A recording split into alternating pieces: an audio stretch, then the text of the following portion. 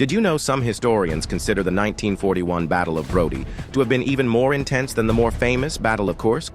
It began on June 22, 1941, when Nazi Germany launched Operation Barbarossa, the massive invasion of the Soviet Union, aiming to crush the Red Army quickly and seize key cities like Kiev and Moscow. In western Ukraine, the German 1st Panzer Group under General von Kleist raced to secure Bug River crossings and cut the Lviv-Kiev railway, a move designed to split the Soviet 5th and 6th Armies and open the road to Kiev. The Soviet Southwestern Front, led by General Kirponos, had incomplete intelligence and was caught off guard. Stalin refused to put forces on alert, leaving many units unprepared. Even so, Stavka's Chief of Staff Georgy Zhukov issued Directive No. 3, ordering a massive counterattack with 5 mechanized corps toward Lublin to try to encircle the Germans. But from the start, Soviet air forces were devastated. Most aircraft were destroyed on the ground by Luftwaffe raids, leaving Soviet commanders blind and unable to coordinate effectively.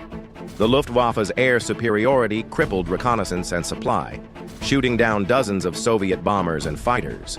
From June 23rd to the 27th, some of the fiercest armored fighting of the war erupted.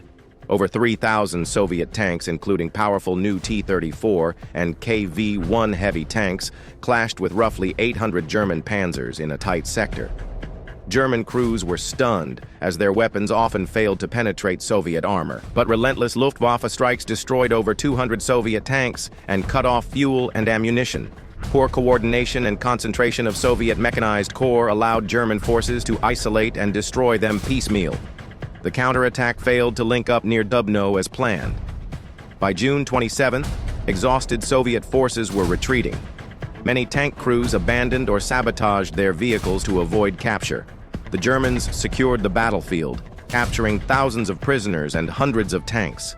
The Red Army suffered a crushing defeat, but the battle revealed the power of its new armored forces, which would dominate later in the war. While Kursk had more tanks overall, they fought across a much larger battlefield.